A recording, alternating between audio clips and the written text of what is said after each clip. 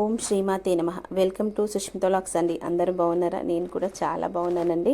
మీరు సపోర్ట్ ఇస్తున్నారు, కొంతమంది అయితే లైక్స్ ఇవ్వట్లేరండి. ప్లీజ్ అండి, ఐ రిక్వెస్ట్ యూ ఆల్, నా వీడియోకి అయితే సపోర్ట్ ఇవ్వండి, లైక్ ఇవ్వండి. అందరికీ పేరు పేరు నా రిక్వెస్ట్. ఈరోజు అమ్మవారి అవతారం 4వ రోజు కదండి. అమ్మవారి అవతారం వచ్చేసి మహాచండి ఉగ్ర రూపంలో దర్శనమిస్తుందండి. ఈరోజు అమ్మవారిని ఎరుపు రంగు చీరలో మనం అలంకరించుకోవచ్చు. అమ్మవారికి ఎరుపు రంగు పువ్వులు సమర్పించుకోవచ్చండి.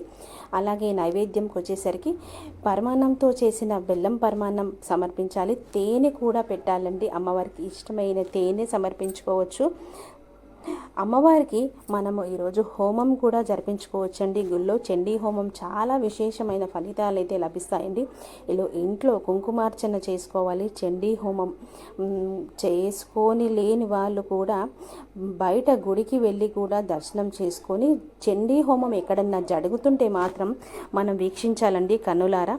అలా కూడా చేసిన ఫలితం అయితే కొద్దిగానన్నా దక్కుతుందంట. అసలు చండీ అని పేరు ఎలా వచ్చిందో తెలుసుకుందామండి. చండు అనేటువంటి రాక్షసుని సంహారం చేయడం, అలాగే ముండు అనేటువంటి రాక్షసుని సంహారం చేయడం కారణంగా అమ్మవారికి చాముండేశ్వరి దేవిగా పేరు వచ్చిందండి.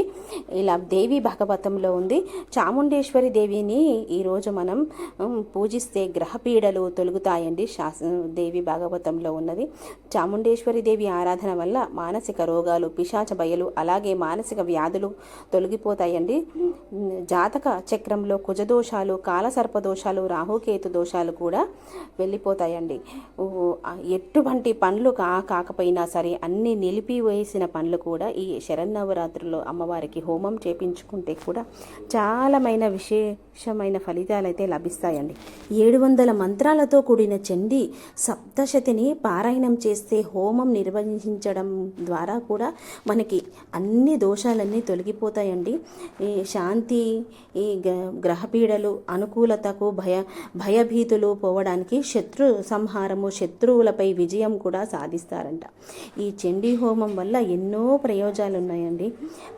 చండీ హోమము వీలైతే జరిపించుకోండి. అందరూ బాగుండాలని నేను ఈ వీడియో చేస్తున్నానండి. కానీ చండీ హోమము పౌర్ణమికి చేసుకుంటే చాలా విశేషమంట.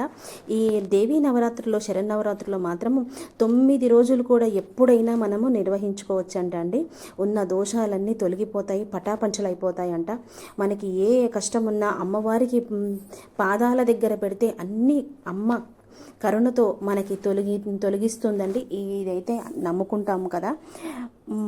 ఏ కష్టం వచ్చినా సరే అండి, చండీ హోమం కానీ చాముండేశ్వరి అమ్మకి దయాగుణమంట. అమ్మవారికి అన్నీ మన కష్టాలన్నీ చెప్పుకొని మనం పూజనైతే నిర్వహించుకోవాలండి. ఈ రోజైతే నేనైతే లక్ష్మీదేవి టెంపుల్కి వచ్చాను. ఉంటానండి. నెక్స్ట్ వీడియోలో కలుద్దామండి.